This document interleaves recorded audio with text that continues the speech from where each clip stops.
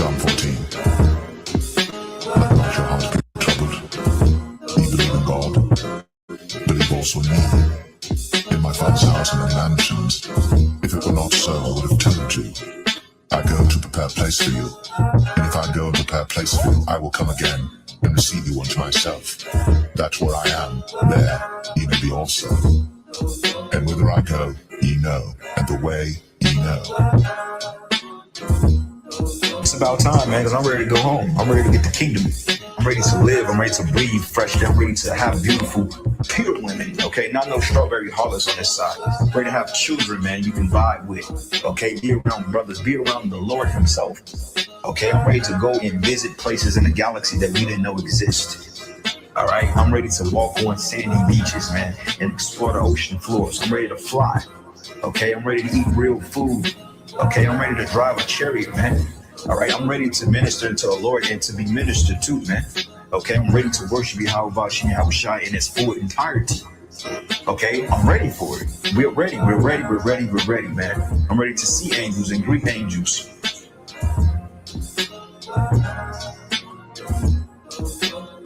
But as it is written, eye hath not seen, nor ear heard, neither have entered into the heart of man the things which God hath prepared for them that love him. But God hath revealed them unto us by his Spirit. But as it is written, eye hath not seen, nor ear heard, neither have entered into the heart of man the things which God hath prepared for them that love him. But God hath revealed them unto us by his Spirit.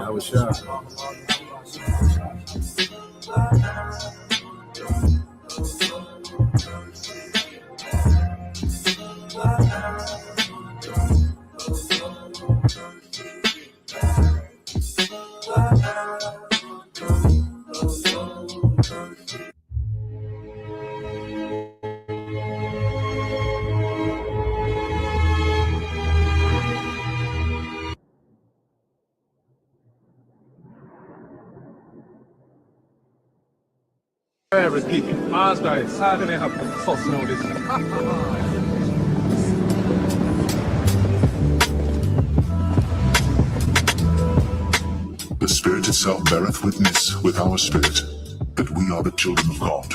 And if children, then heirs, heirs of God, and joint heirs with God. If so be that we suffer with him, that we may be also glorified together. For I reckon that the sufferings of this present time are not worthy to be compared with the glory which shall be revealed in us. For the earnest expectation of the creature waiteth for the manifestation of the sons of God. For the creature was made subject to vanity, not willingly, but by reason of him who hath subjected the same, in hope, because the creature itself also shall be delivered from the bondage of corruption into the glorious liberty of the children of God. For we know that the whole creation groaneth and travaileth in pain together until now. And not only they, but ourselves also, which have the first fruits of the Spirit, even we ourselves groan within ourselves, waiting for the adoption to it, the redemption of our body.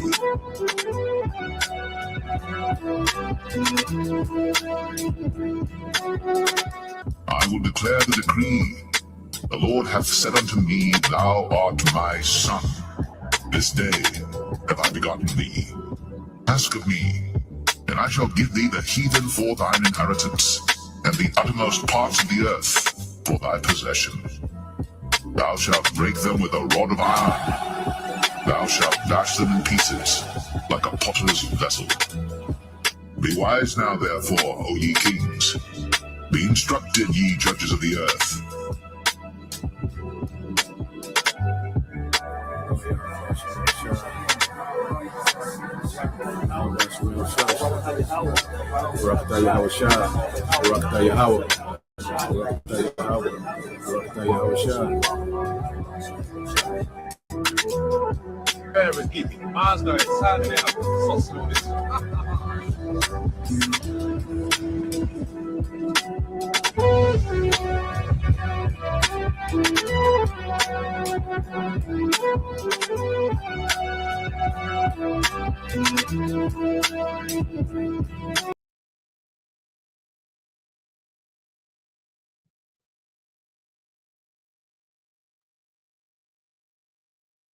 Right?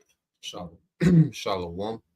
First and foremost, I would like to give all praise and glory unto Yahweh Bahashem, Yahweh Shah Bahashem Makakadash, and double honors unto the apostles and the elders of GMS who rule well, teach well, being great examples towards younger brothers.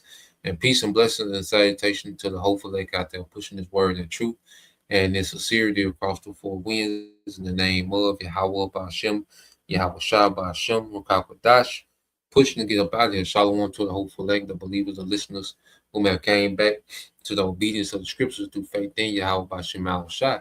All right, so just want to go into this morning news and prophecy. Of course, dealing with the war tensions, and how, this thing is turning, into a world war. All right, as we're seeing, more nations, get involved. All right, nations are beginning to cross paths. Okay, wars are beginning to overlap one another, and this is all the will of the Lord.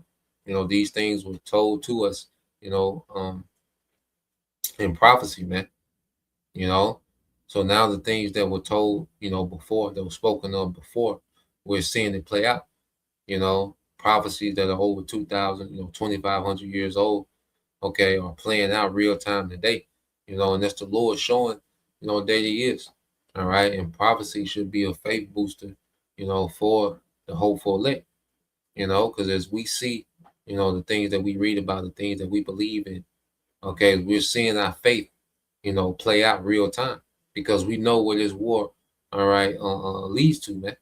And it's the second coming of Yahweh Shai, okay? And the devil, in the midst of this war, he's attempting to roll out a technocracy, which is going to fail. He's going to get to a certain point, all right? The Lord's going to allow him to make certain progress, within his agenda, but then it's going to be, okay, destroyed by the judgment that's to come from on high. Okay, the Heavenly Father sending Yahweh Shah back to judge righteousness, judge righteous judgment in the earth. Okay, and Esau is going to be at the forefront of their righteous judgment that's getting ready to come to the earth, man. So let's get a few precepts, and then we'll go into some updates of what's happening. But when you go here, let's go to, let's get this in the book of Isaiah first. Isaiah 46.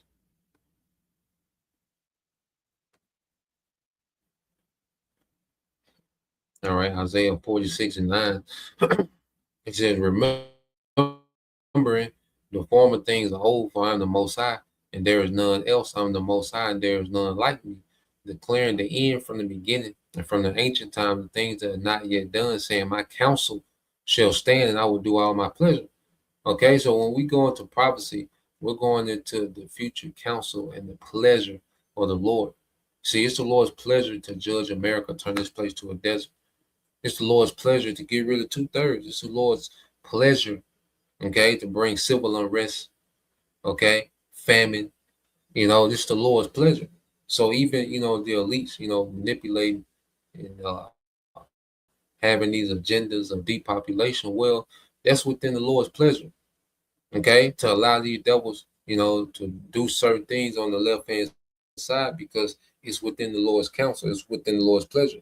But everything that's not of the Lord's pleasure, that's not of his counsel, is not going to happen. And that's what these elites, fail.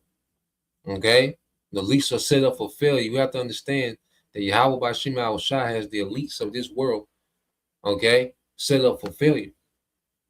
Okay, and they have but a short time. So when you go into just other translations of dealing with Isaiah 46 and 10,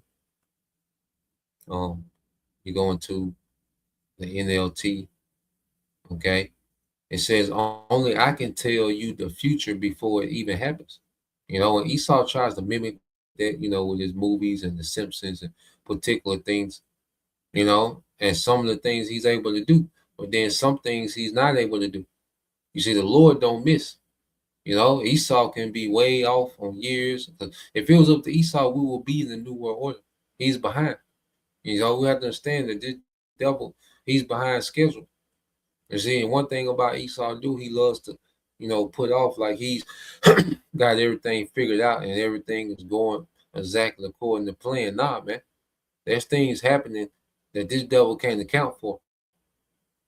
Okay? And the scripture said that will be happening, man. Evil will come upon him and he will not be able to put it off. Okay? It says everything I plan will come to pass if I do whatever I wish, man. That's why when we stick to prophecy, man, we're not caught up in the fantasies and the fairy tales of Esau. Okay? Because he loves to push a bunch of misinformation and disinformation to keep people confused. You see? But when you stick to the scriptures, it cut through the madness, man. And we're able to see the will of the Lord play out, man. Okay, and we're able to see the moves Esau is trying to make within it. Okay, which align with scriptures, man. So we're seeing the Lord do everything, that he desires in the earth, man. Okay. Read this in the AMP. It says, so like Isaiah 46:10, declaring the end and the result from the beginning and from ancient times of things which have not yet been done, saying, my purpose will be established and I will do all that pleases me and fulfills my purpose, man. So the Lord is doing what's pleasing to him. Okay, and one of the things that's pleasing to our power, let's go here. In the book of Luke, chapter 12.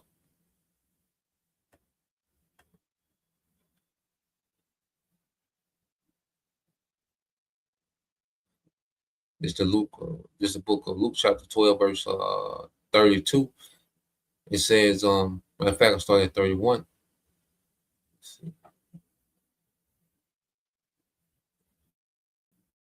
All right, this is Luke 12:31. Said, but rather seek ye the kingdom of the Most High. And see, now our expectation is in the kingdom beyond this world. You see, as we prepare ourselves, as brothers, as men, preparing ourselves, Lord will be joint heirs with Yahushua. You see, and you women, you few sisters, man, preparing yourself to be wives to those men. You see, that's us seeking the kingdom because we're seeking our purpose in that kingdom.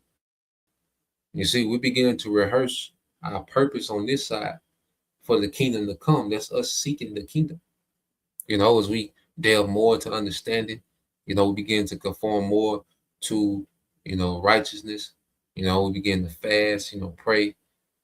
We begin to put off this world more and more, become dead to this world more and more, and alive in the kingdom that's promised to come. You see? So we're the spirit of Yahweh Bashim Al Shai, you see, is grooming us for the kingdom to come. You see, it's conditioning us for a righteous kingdom. So as we actively, rehearse the righteous acts, we're seeking a kingdom, that's showing the Lord that we want a righteous kingdom. And the Lord is seeing this amongst the elect, and the Lord is beginning to make moves, man. The scripture speak about what in the point of time have I heard thee. I believe 2 Corinthians 6:2, maybe. It says, but rather seek ye the kingdom of the Most High, and all these things shall be added unto you. Okay? So as we seek the kingdom, the Lord is getting ready to add everything we need. And see, what we need is this war to jump off like it's doing. We need the civil unrest. Okay? We need these things to happen, man. And the Lord is adding, faith unto us while these things are happening. Okay? He's adding trust. He's adding patience. You see, he's adding endurance to us, as we rehearse the righteous acts and have an expectation, for a kingdom beyond this world. Okay, the Lord is adding the attributes needed to endure, man. As the Lord is going through the process of what, man? Tearing this place down, man. They will build, but I will throw down. The Lord's getting ready to throw down. This war is going to throw this kingdom down, man. The same thing that these devils, all right, the same tool that these devils, all right, wanted to use, okay, to reset, their kingdom, to do a global reset with this same tool. This war is going to end, okay, this global reset, okay, of a new world order, this global ambition of a new world order. Because it's going to be a global reset, but it's going to be in righteousness under the authority of Yahweh, man. Okay? So the same tool that the devil, you know, used, to attempt this new world order is going to be the same tool that puts him in slavery. Okay? And that ends, this whole kingdom, man. And everything that the devil is built up is going to be destroyed. So you read verse 32, because remember, in Isaiah 46 and 10, it said the Lord was doing his pleasure. So what's one of the Lord's pleasures? It says, fear not, little flock, for it is your Father's good pleasure to give you the kingdom. Okay? So it's the Father's good pleasure to give the kingdom to his people, man, beginning with the elect, beginning with establishing his son, Yahweh Shai, the King of kings and Lord of lords forever, man, in righteousness, man. So the Lord is a part of the Lord's pleasure, a part of the Heavenly Father's pleasure is to establish the kingdom of Israel in the earth, man, the true Israel, man. Okay? And before that happens, we know there has to be what? A war. Okay? Because our rulership is going to be established through a righteous war. Okay? That's going to be waged by Yahweh Shai at his return. Isaiah, Revelation 19 and 11. Okay? If your brother want to get that, Revelation 19 and 11, Bible Shai. But this is the book of Luke 21 and 6. It says, as for these things which ye behold, the days will come, in the which there shall not be left one stone upon another, that shall not be thrown down, speaking of the temple. Okay? Because this will be the beginning of our great falling away, before we would awaken in these latter days, before, okay, all the judgment will come to pass. You see? And it says, and they asked him, Master, saying, Master, but when shall these things be? And what signs will there be when these things shall come to pass? And he said, take heed that you be not deceived. For many shall come in my name, saying, I am anointed, and the time draweth near. Go ye not there after them. Okay? Because this spirit, people being the chosen one, people, being these figures that should be followed. That's the spirit, even with this culture of podcasts, and influencers. Okay. You have all these different voices speaking as if they have the way. Okay. There's some type of salvation, man. Some type of embetterment. And then above that, you have Esau, the number one false prophet, the number one who says, because Esau moves like what? He's the anointed. He moves like this technology, this AI is anointed, to embetter humanity. And he's going to draw a lot of people to follow him, man. Okay? So this is the atmosphere that will be happening, before the second coming. But when ye shall hear wars and commotions, okay? And that's all we're hearing, wars and commotions. This, you got nations going at it, Ukraine and Russia been at, war. Iran and America on this on and off war. And then you have these different commotions amongst, these other nations that are being pulled into this theater of war, because these wars are beginning to merge into one unified war. And we're going to go into that, man. It says, be not terrified, for these things must first come to pass, but the end is not by and by. Yeah, so as we're seeing these things, we know that what this technocracy has to get to a certain point before this war gets out of hand. So what we're seeing, the Lord just has this war, peeling along, all right, is going along. And every now and then you will see another nation get involved, or let's say these wars begin to overlap. Okay, like with this thing with Ukraine and Iran, these wars are beginning to overlap. So we're going to see, more nations get more involved as this war, continues on this path. while this happening, these devils are going to be attempting, a technocracy, man. You see, and when they get to a certain point with that technocracy, man, the Lord's going to turn the knob up on this war, man. Okay, so let's go from there. Let's get this one first.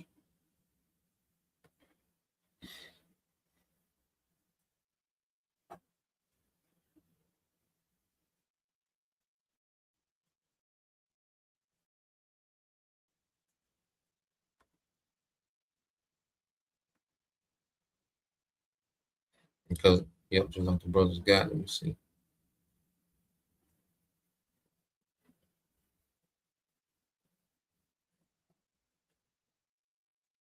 All right, this is the brother. You call hopeful 144, Revelation 19:11. It says, "Now I saw heaven open, and behold, a white horse." And this is all right. Chariot, this fathership. This white horse. He described it as a white horse. It says, "And he that sat upon him was called faithful and true, and in righteousness he doth judge and make war." Okay, so the Lord is conjuring up a war, so Yahweh Shah can come, okay, and make war and righteousness against all these heathen, man. He's setting up a play where these nations are going to counsel Babylon. All right, they're going to take Babylon off the board, and then Yahweh Shah is going to come and clear everything off the board. Okay, so this war, all right, that the Lord is orchestrating, as the scriptures say, the Lord mustering the host of the battle. It's the Heavenly Father that's instigating this war. Okay, with an agenda that's beyond the agenda of the elites. Okay, because the elites are imagining a vain thing with this technocracy. Okay, but the Lord, his agenda is to establish Yahweh Shah. You see, and it's going to be the Lord's agenda that's going to triumph. All right, what the elites got going on. Okay, so let's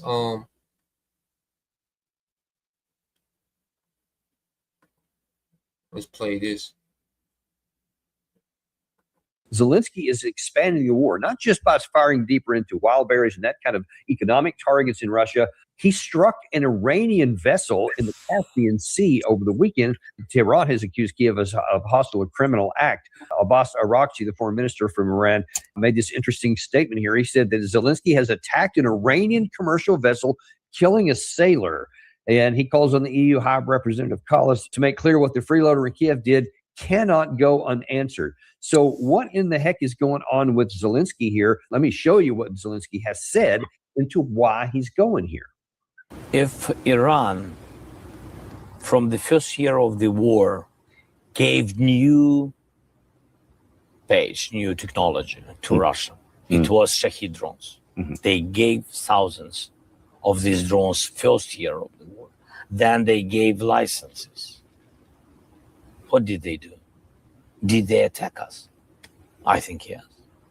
So they already did it. But we have to be honest. Iranians and North Koreans already attacked us. Okay, so we're 4.5 years into this. Why did he? So when you listen to what Zelensky said, he's saying that, look, okay, Iran has given Russia, drone technology at the beginning of the war. Okay. And then he mentioned North Korea. Now, what we have to understand with Ukraine is a proxy for the small hats. America and Ukraine are two proxy nations for the small hats. Okay. So the small hats sicked Ukraine on Russia. And then the small hats sicked America on Iran.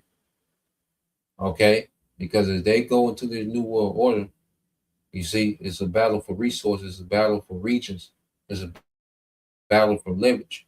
And these small hats want, all right, a weaker Russia and a weaker Iran, and they want to establish the greater Israel project with no threat to their sovereignty, man. Okay? So when you look at, as scripture say, the least of the flock shall draw them out. The small hats are behind, all right, America and Iran and Russia and Ukraine. Okay? With Ukraine and America being nothing but, all right, attack dogs for the small hats. Okay, so now what we're seeing is Ukraine, has struck, all right, this Iranian vessel, taking cargo to Russia. Okay, they killed the sailor, injured a few, and Iran said they can't go unanswered. So it's gonna be interesting how that's gonna play out. But see, now Ukraine, okay, is overlapping. The Ukraine and Russian war is overlapping with the America, all right, and Iran war. You see, so now you have an overlap, okay, with nations that are already at war, but you have this war between Russia and Ukraine overlapping into the war with Iran and America. Now you have a new player because he said North Korea attacked us too. Okay, so that adds a new player, that activates a new player. How's North Korea going to respond to that? Because he just said this July 26th, so this was 2 days ago. That interview was 2 days ago. Okay, pretty much putting what North Korea on notice. All right, North Korea already has troops, helping with the war in Ukraine. And North Korea said they would send troops to Iran if America did a ground invasion. Okay, so what you're seeing is the Lord is pulling these nations into this war. All right, and this is what's going to start a world war. Right now it's regional. Next phase is world. Okay. Then you had Kirk Starmer, all right, the former British Prime Minister that stepped down, okay, because he kept saying, look, we're not getting involved in this war. We're not getting drugged into this war. So he resigned. They ran that nigga off, okay, and this new guy has given America permission to carry out strikes. All right, these B-1 bombers, and these B-2, B-52 bombers to stage them in, the UK and do strikes from the UK going into Iran. Okay, and Iran said whatever nation is aiding and helping America do strikes is now a part of the war. So you got UK that has got a little more involved in the war by allowing America B-52, B-1s, and B-2s, okay, to be staged and, potentially do bombing campaigns on Iran. You see? So now you have another player being activated. Then you have Yemen and the Saudis. They, all right, have started their back and forth. Okay? That's another 2 players that have been activated. So what we're seeing is all these hot spots in this war is starting to light up. And everything is interconnected. Okay? And these relationships that we see these nations have, it all lines up with prophecy, man. What you're going to get. You see? So let's jump ahead a little bit, play a little bit more of this. Just went into that to sum up what's going on. All right. Let's start. Bar owners and store owners. He's a thug. He's a straight up thug. But it's hard to be a thug when suddenly it turns out that because the thug's only good if people think that the big boys are coming through to break your neck. Boys, you're going to pay the payout.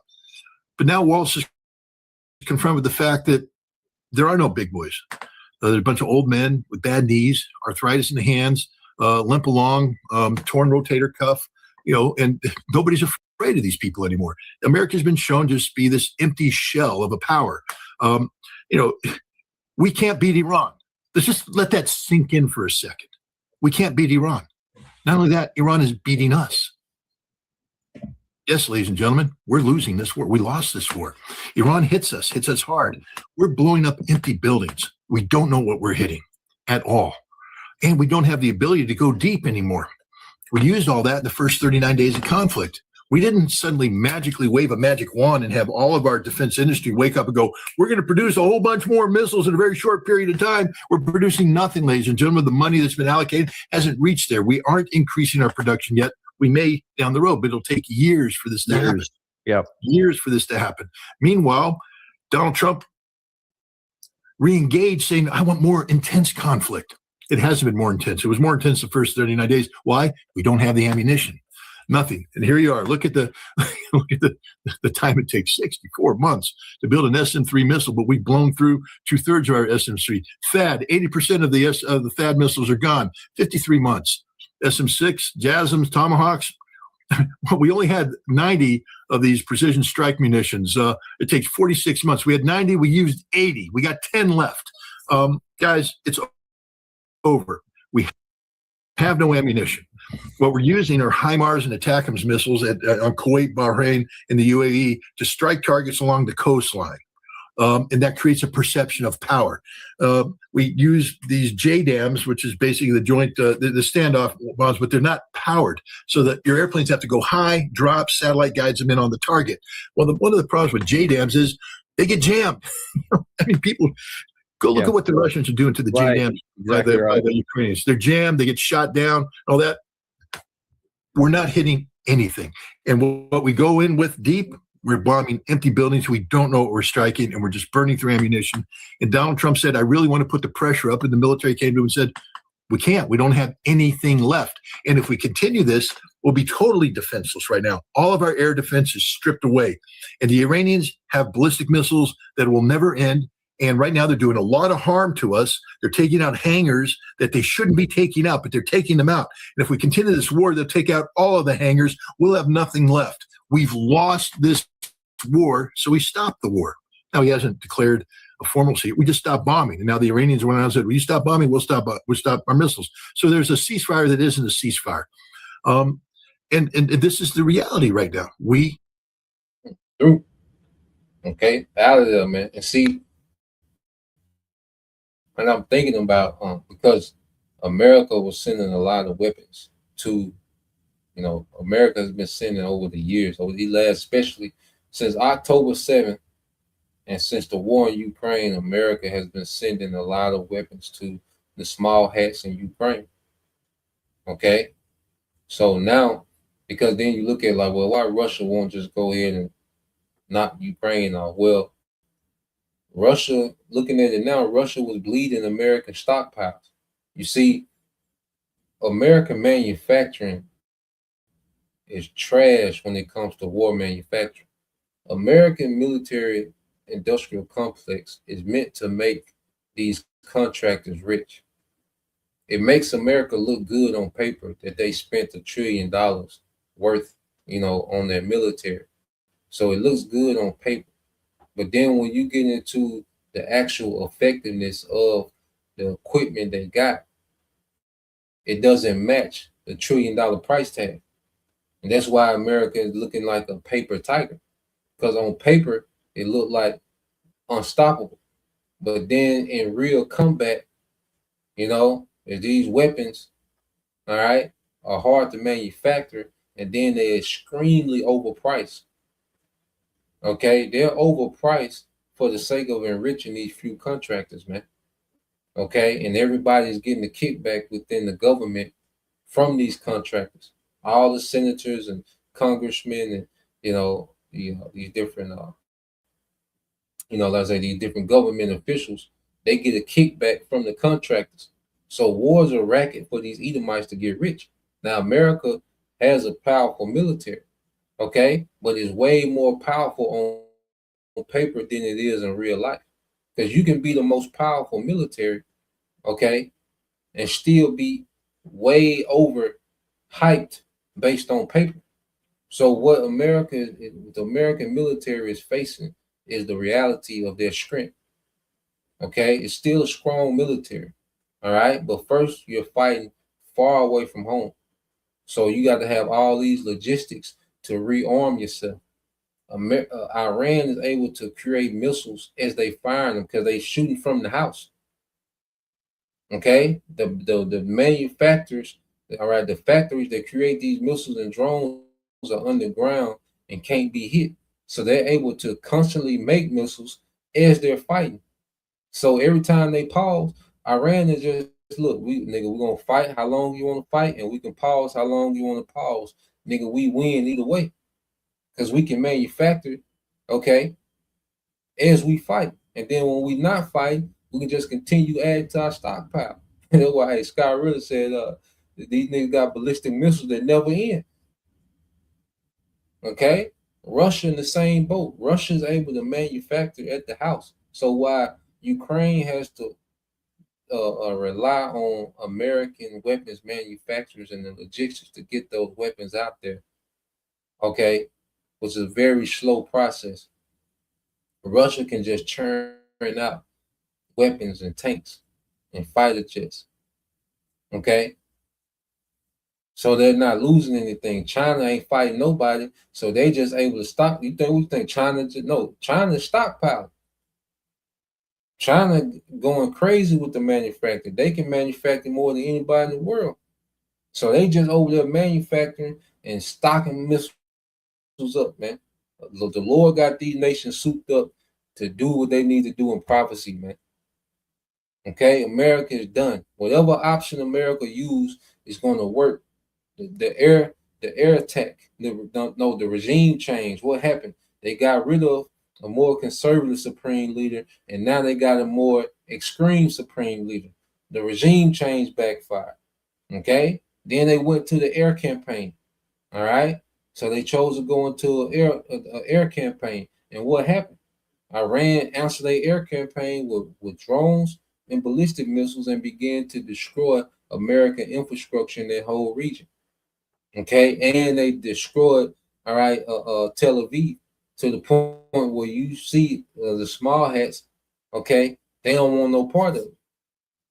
Okay, so the air campaign failed, and they wasted the rest of the precision strike missiles that they had.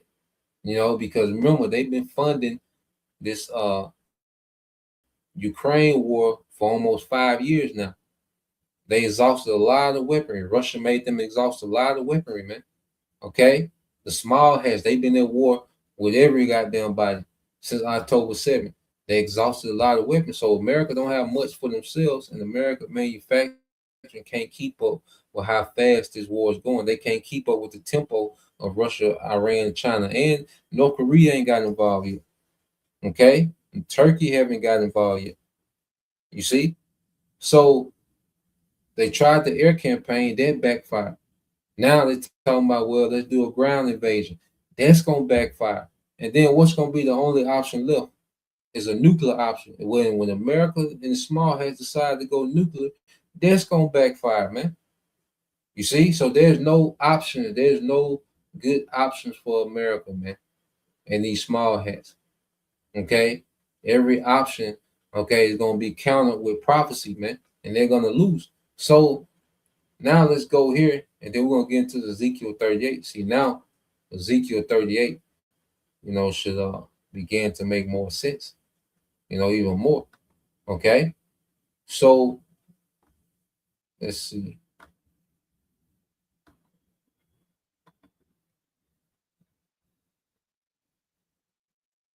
So with the small hats, okay, which they're the least of the flock that's drawing these major powers into war.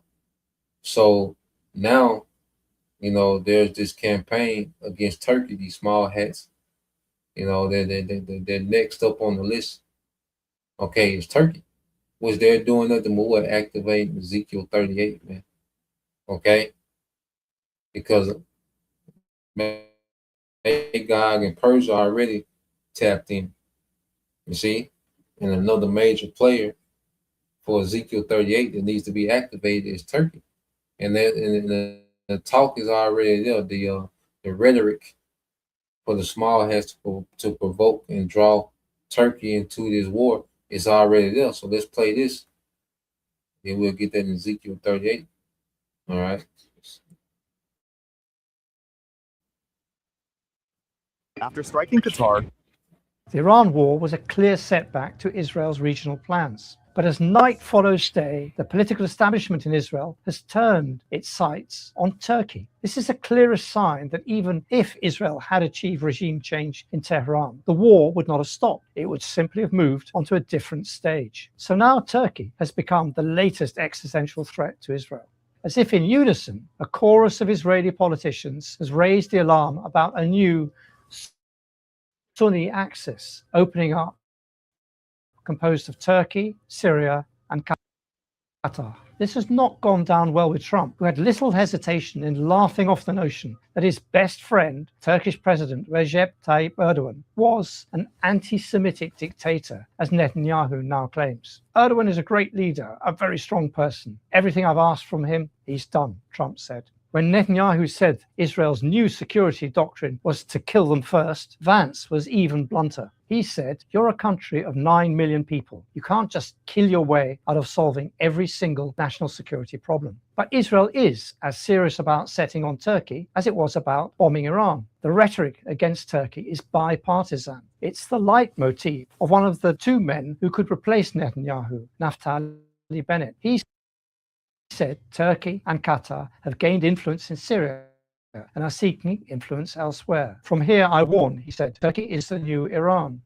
Netanyahu now calls the land his forces occupy in Lebanon and Gaza security belts, from which he has no intention of withdrawing. Today, the mood music in Ankara has changed, and there's an acceptance that Israel means what it says about the coming confrontation. Turkey is focused on building up its deterrence, be they naval, air force, or drones. Trump is now giving Turkey the engines it needs to build its new generation Khan stealth fighter, while Ankara is accelerating construction of a 60,000-ton aircraft carrier and building 30 other warships. Turkey's response to Gaza to create a defense pact with Saudi Arabia and Pakistan, the same regional powers that helped mediate the US-Iran deal.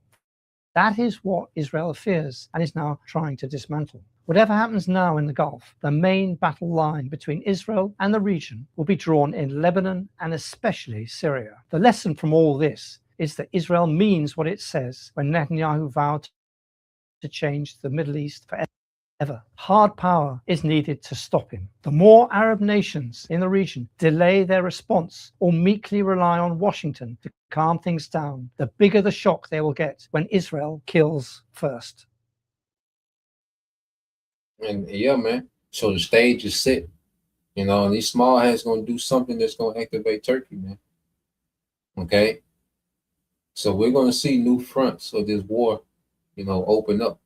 You know, let's say right now you see America has this on and off war with Iran, okay, because they're running low, you know, in their ability. And see, they're taking so much damage, you know, in these confrontations. You know, last time America went, you know, 40 days. This time they went 13. It's showing you that their ability to wage war is being diminished, man. America don't just stop wars just because. America was in Iraq 20 years, Afghanistan 20 years, okay, Vietnam 11, 12 years. America don't stop wars just because, man. Okay, shit ain't going like playing, okay, and it ain't sweet, and it only gets worse. You know, when I say whenever they start back again, it's gonna be worse than the last pause, man. You know, and it's gonna continue to get worse, and we're gonna see more desperation from America and these small hats, man. Okay, it's just gonna activate these nations to come against them. So when you go into, let's go to Ezekiel. Okay, so remember the small hats put Ukraine on Russia, and they put America on Iran, and now they want to provoke Turkey. Because all this is going to do is what? Activate Ezekiel 38, man. Okay, with these three nations. You see, when you go into Ezekiel 38, this is what we see. This is what we're seeing. Okay, playing out. This is what the Lord is orchestrating in the heavens, man. Okay, and it's playing out in the earth. You see, and this is during the time of Ezekiel. So this was during the Babylonian Empire. Close to 2,500, years ago, man. Over 2,500 years ago. You see? So we go to Ezekiel 38:1. It says, "And the word of the Lord came unto me, saying, Son of Man, set thy face against God in the land of Magog, the chief prince of Meshach and Tubal, and prophesy against him. Okay? So the Lord's against all these nations involved in this war, but he's using certain nations as tools to bring about prophecy, man. And Russia, which is Magog, all right, is going to be a chief prince, okay, to the nations in their region. It's going to come against America and these small hats, man. Okay, and there's no coincidence that as we see Ezekiel 38 happening, that the small hats have absorbed the American military, with this NDAA, okay, this National Defense Authorization Act, okay, which pretty much when you go into the defined print and the verbiage, okay, is giving authority of Americans, government and military to the small hats, man. Okay, so as they're making certain alliances, well, the Lord is making His alliances, man. Okay, you see. So it says, Son of Man, set thy face against Gog and Magog, and the chief prince of Meshach and Tubal, which is Turkey, and prophesy against him, and say, Thus saith the Lord power, behold, I am against thee, O Gog, the chief prince of Meshach and Tubal, and I will turn thee back and put hooks into thy jaws, and will bring thee forth.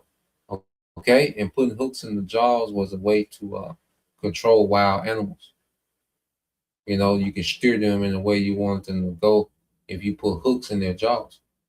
Okay, so when you look at how the Lord is pulling Russia and controlling Russia in these last days to do His bidding. Okay, and that's why you see Russia, all right, has this military posture about itself, man. Okay, because it has an assignment from on high, and the Lord is in full control of the moves that Russia is making. Even the ability, to not need, the bankers to wage war. That's why the scriptures say that Russia shall not regard silver nor gold, because if Russia have enough, resources, okay, domestically, that they can wage war, they can pay, their troops, okay, because they have enough that they produce domestically, and they're able to manufacture domestically, man. You see, to where they can be a war machine that doesn't need these huge loans from the banks. America got to go beg the bankers for money to go to war. Okay, and Russia don't. All right, now Russia's still down with technocracy. Okay, they're still down with the overall agenda of a global system. Okay, but they don't want to go in as this fractured nation. Okay, that's ruled by these few corporations, man. Okay, they want sovereignty within this new system. Okay, and they want authority. You see, so it says, and I will turn thee back and put hooks into thy jaws, and will bring thee forth in all thine army, horses and horsemen, all of them clothed with all sorts of armor, even a great company with bucklers and shields, all of them handling swords. Yeah, so you see, when you look at their region, because Russia is responsible for a lot of missile technology, of Iran, North Korea, because really Iran went to get missile technology from North Korea after their war in the 80s. And it was North Korea got this missile technology from the Soviet Union, okay, Russia, which we know when you had after World War II, and you had what you call Operation Paperclip, or America, they went and grabbed a bunch of those German scientists, okay, those scientists, those teaming knights, okay, because Germany was advanced, man. It took America and Russia to take down Germany, because Germany was kicking, all right, Europe ass, man. Germany was kicking the whole continent of Europe ass, man. You see, before America and Russia had to get involved, okay, because they were so advanced, technologically wise, those Germans. You see, with those scientists, from that German Nazi army, okay, the 1940s. Well, you had a bulk of them go to America, and the bulk of them go to Russia, because Russia had their form of Operation Paperclip. It's a Russian name. You can look it up. But uh, America got like 1,500 of those scientists, and Russia got like 2,200. And what do we see? We see Russia. They got into space first. Okay, they put a satellite in orbit first. There was a step ahead of America technological wise. But what happened? You see, Russia didn't have the finances of the bankers like America had. So eventually the USSR, it broke up due to what economic collapse. Because it wasn't being propped up by the bankers like that. And after that you had the bankers, certain bankers and oligarchs, Russian oligarchs. They broke the nation, Russia up into sections and began, to rule, as oligarchs, man. Okay, with puppet leadership, and then, Putin, which, he came to power through war. You see, and he began to chip away at the oligarchs in Russia, but ultimately, because that's not to be long-winded, but ultimately, saying all that to say this, maybe we'll tap into that, specifically another day dealing with Russia. But ultimately, saying all this, Russia has a lot of that technology, that missile technology from the Teamanites after World War II, and it gave that technology to North Korea. North Korea gave it to Iran. Okay, so this Russia being the chief guard into these nations, where we're seeing it play out, to where now you have all these certain nations, China, even North Korea, even Turkey. Okay, they're all being armed with bucklers and shields. You see, they all strapped down, man. Okay, and they're creating this alliance. It said Persia, which is Iran, Ethiopia, Libya, these African nations, which, you have Russia that has influence in these certain African nations, namely Ethiopia and Libya, but other African nations as well. It said all of them with shield and helmet, Gomar, okay, which is Turkey, you see, and when these small hats, they're going to do something that's going to activate, all right, Turkey, man. Okay, it said Gomar and all his bands, the house of Togomar of the North Quarters and all his bands, and many people with thee. Be thou prepared and prepare thyself, thou and all thy company that are assembled unto thee, and be thou a guard unto them, man. So we're seeing, Russia on the forefront, okay, of equipping these nations, okay, for war. You see? I said a lot of these nations, these nations that was, outcast of this to this world system, because North Korea and Iran, they wasn't able to participate in the world market ever since Iran, overthrew that Shah, that puppet of the West. Okay, ever since they overthrew him, Iran has been locked out, the global market. North Korea been locked out, and Russia has been sanctioned like no other nation. Okay, so you have this, black market where these nations, what they call a sanctioned economy. So where all these nations that have sanctioned, they just created these different barter, okay, these different this barter network, to where they able to trade resources because they so rich in resources. Because North Korea, they're rich in that tungsten that's needed to make missiles, because that tungsten is able to withstand the heat from the speed of missiles. That's why North Korea has hypersonic. Even Yemen, they got hypersonic. They got Russian missile technology. That's why Yemen has hypersonic missiles that can reach the state of Israel, man. Okay, hundreds of miles away. Okay, because they tapped into their Russian weaponry, man. Hezbollah has Russian weaponry. You see? So when when you look at how the Lord got this thing planned out, man, it's all lining up with prophecy, man. Okay, now when you go here,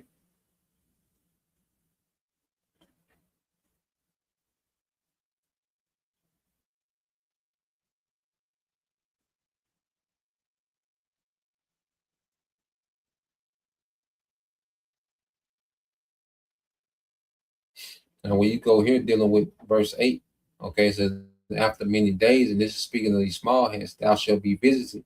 In the latter years, thou shalt come into the land that is brought back from the sword, which these small hands have fought wars, to establish themselves in their land. Okay, it said, it is gathered out of many people against the mountains of Israel, which have been always waste, but it is brought forth out of the nations, and they shall dwell safely, all of them. Yeah, because these small heads for the longest, they fought these wars, established themselves in their land. They've been able to dwell safely. They had a moment, these small heads getting all this welfare. They did the situation with, the H costs, and they was getting all this sympathy of the world. Okay, and these small heads had it made. They was able, because they had, all this Western military power backing them, that they were just able to bully these nations around them, and they was dwelling in safety. It says, and thou shalt ascend and come like a storm, and thou shalt be a cloud to cover the land, thou and thy bands, and many people with thee. So this is speaking of, all right, an invading force that's going to come to the land of Israel, these small heads. And it's going to be what? Russia, Iran, Turkey. Okay. You see, it's going to be at the forefront of that alliance. You see, you're going to have, these proxies that's helping Yemen, Hezbollah. Okay. But at the forefront, you see, it's going to be Russia, Iran, and Turkey. Okay, it's gonna get at these small hats, man, because they know they know the small hats are the source. Okay, this conflict. Russia knows that these small hats put Ukraine on them. Okay, Iran knows that America is fighting this war because of these small hats, man. Okay, so they're gonna get these small hats in America at the same time, and that's why in the spirit, I say they did this NDAA, all right, agreement that combines the militaries of America, all right, and the small hats, because they judgments are one and the same. The difference is America will never be built up again, okay, but the land of Israel will, but it has to be cleansed through fire. You see, it said, thus said the Lord power, it shall also come to pass that at the same time shall things come into thy mind, and thou shalt think an evil thought, and thou shalt say, I will go up to the land of unwalled villages. Yeah, so the Lord, the scripture said, the heart of the king is what? In the hand of the Lord. You see? So it's the Lord, all right, that's going to put an evil thought in the mind of Russia and his allies, man, to just go all out on the state of Israel and America, man. You see? Because ultimately it's talking about them getting at these small hats in the state of Israel, man. But on the bigger scale, they're going to get at these small hats and America, man. Okay, it says, and thou shalt say, I will go to the land of unwalled villages. I will go to them that are at rest, that dwell safely, all of them dwelling without walls and having neither bars nor gates. Okay, which is no defense. And we see America being depleted, okay, of any defense. And on the small hats are depleted of defense, man. So the small hats in America are going to be two unwalled villages, man. It's going to be taken by this alliance that the Lord, okay, is orchestrating these last days, man. You see, the Lord is mustering up the host of the battle, to fulfill prophecy, man. So, yeah, man, it's beautiful to see these things, play out, when it's happening, real time. All right. So we're gonna keep, watching these things, dealing with the war, see who's gonna respond and what new players are being, activated, what new fronts are opening up. Okay, and then you have this too. We don't know how true it is, man, with the numbers, but let's play this. Let's play this dealing with numbers on the death on the death toll. Okay, of American soldiers, man, because America tapped out quick, man. 13 days they got out of there, man. Okay. More if it continues with this policy. What I'm about to share with you in the next few minutes is nothing short of earth-shattering. Over the past 12 to 14 hours, the messages coming out of the Middle East have grown increasingly alarming, each one more explosive than the last. We are witnessing a tectonic shift in global power dynamics, the likes of which we have not seen in decades. The so-called indispensable nation, the self-proclaimed global sheriff, is bleeding out in a desert quagmire of its own making, and its leadership is desperately, pathetically trying to hide the body count from its own people. The narrative that Washington has been peddling for weeks is collapsing in real time, and today, we are going to lay out the unvarnished, brutal reality of what is actually happening in the Persian Gulf. Let's start with the headline that should be dominating every front page on the planet, but is being mysteriously buried by the corporate media. The Iranian capital, Tehran, has officially confirmed through highly credible academic and military channels a staggering toll on American forces. Dr. Fouad Izzadi, a prominent professor at the University of Tehran and a well-respected analyst of U.S.-Iran relations, has gone public with explosive information. According to Professor Izzadi, he has personally reviewed a highly classified battlefield assessment document compiled by the Iranian military. This document, which he describes as a detailed operational log, meticulously documents the devastating effectiveness of Iran's retaliatory operations. And the numbers are absolutely mind-boggling. In just 13 days of these defensive strikes, a total of 600 American soldiers have been confirmed killed in action. Let that number sink in. 600. Yeah, man. Not 18, as the Pentagon ludicrously claims. Not 14, as the White House tried to adjust the figures to last week. 600 young men and women whose lives were thrown away in a war of choice that had absolutely no strategic benefit for the American people have been turned into statistics that Washington is desperate to sweep under the rug. So, and we know for one thing it's more than 18. Now if it's 600, which, Iran, of course, each media is going to be biased, but America is just ridiculous, okay, when it comes to their numbers, so you best believe it's closer to that 600 mark than some 14 to 18, okay, and that was just in 13 days, man. That equation can get up there, man, and I say Iran is still going light, okay, still going light, man. So it's just interesting to see these things play out, man. And America militarily is done. Okay, America militarily is done. All right.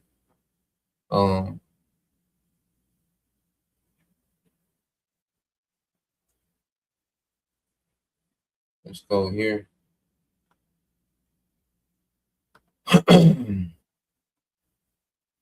So when you go here while all this war is going on, all right, the devil, okay, he's still attempting to roll out, a technocracy. Okay. Now with the war, what they at least want to do, is called swift change. He wants to cause fear. He wants to depopulate. He wants famine. He wants these things to play out, so he can swoop in, with a savior, which is going to be technocracy. Now, let's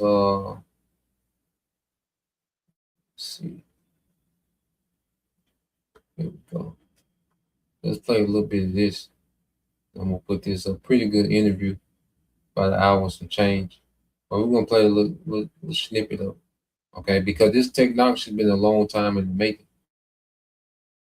These devils have been building it out. And now it's to the point to where they're almost to the point where they can flip the switch. They need crisis.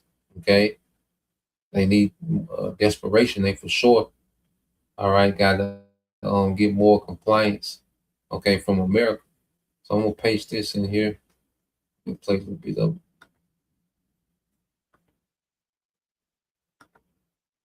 You bet. I started studying globalization in the 1970s when I partnered with the late Professor Anthony Sutton at Stanford University. Well, he left Stanford when I met him, but we wrote on the Trilateral Commission. That was our specialty back then. He was an economics guy, a professor. I wasn't, but I was schooled in economics.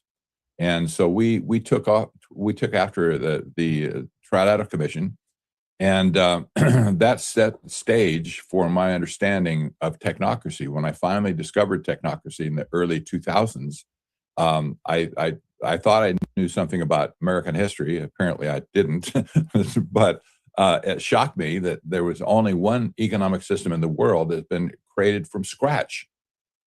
There's no, and I studied this extensively. There's nobody in the world that ever tried to create an economic system from scratch, except for Columbia University in 1932, when engineers and scientists got together in the heat of the Depression, and they said, we can do better. We can solve all society's problems with engineering and science, and we have the algorithms.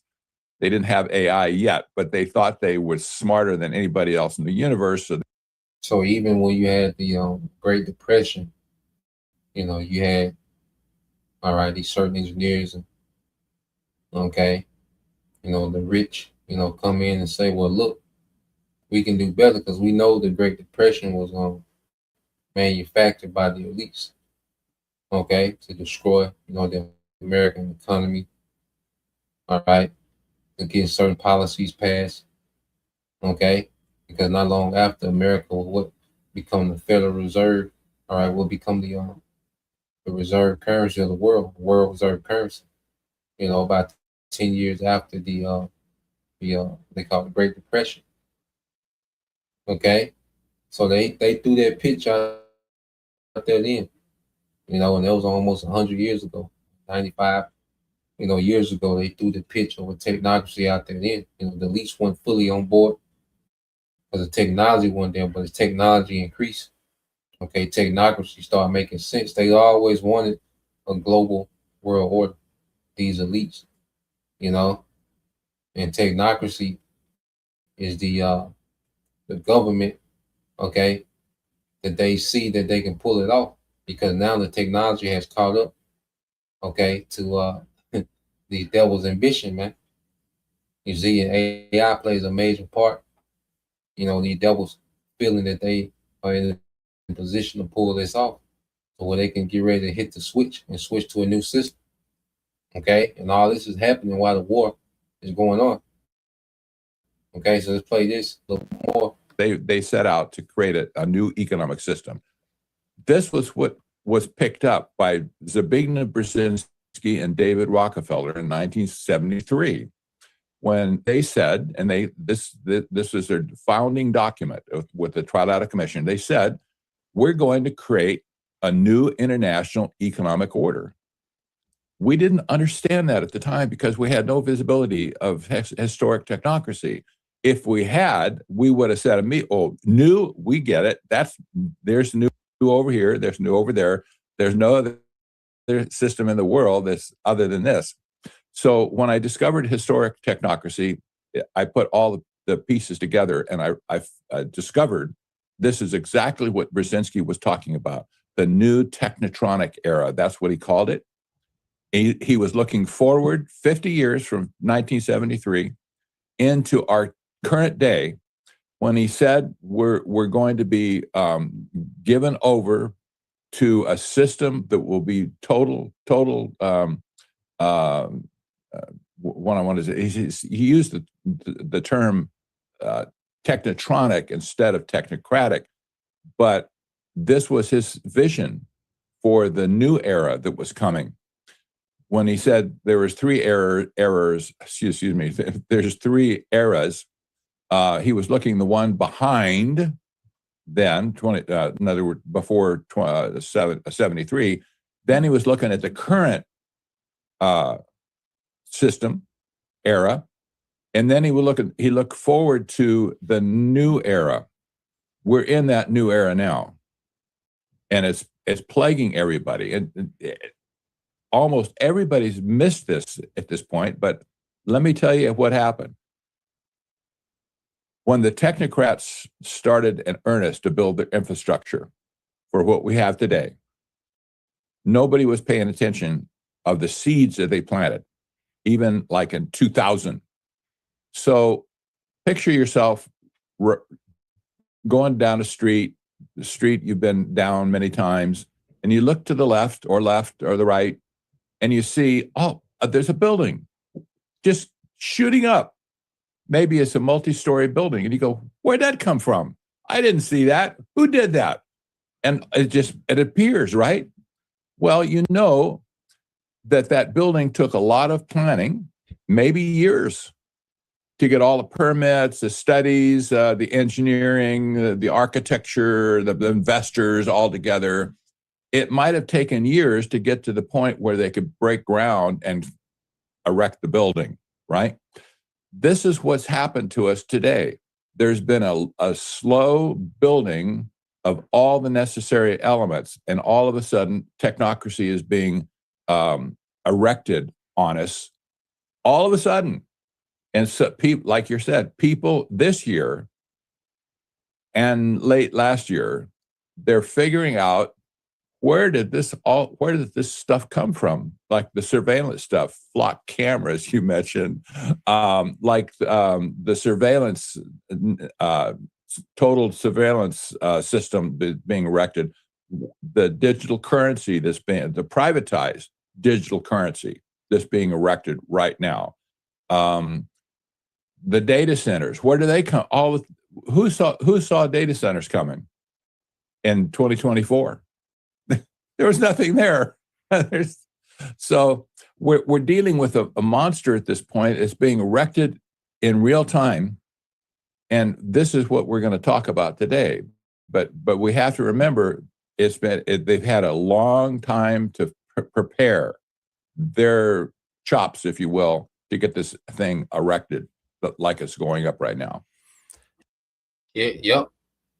So the devils, they've been laying the groundwork for this technocracy, and like you said, they have, the data centers, okay, because they have enough data to switch this thing to where everyone can have a CHIP, okay, and the data centers can track, your location, your spending, okay. There's enough camera systems to keep up, okay, with people's locations and whereabouts, okay. So the devil has built this thing out slowly but surely. But see, now this war is beginning to move faster than he anticipate, okay, and certain things are not going the way he wants them to go. So this is the devil knowing he have a short time that he's been, now the Lord is rushing this nigga to roll this thing out, okay. And if you could, bro, with that Psalm 64, if you can put the rest of the rest of the chapter up there, I think like 2 more verses, 9 and 10, okay, because this is perfect, to go into what, we're talking about. But yeah, if you can put verses, I believe it's 9 and 10. Yeah. Yep, 9 and 10. So yeah, let's go here. My brother got precept. So this is on the brother servants of Yahweh 144. This is on Psalm 64 and 5. It said they encourage themselves in an evil manner. Okay, because they've been speaking of this and having these councils, encouraging one another to go forth with this agenda of a new world order, of a technocracy.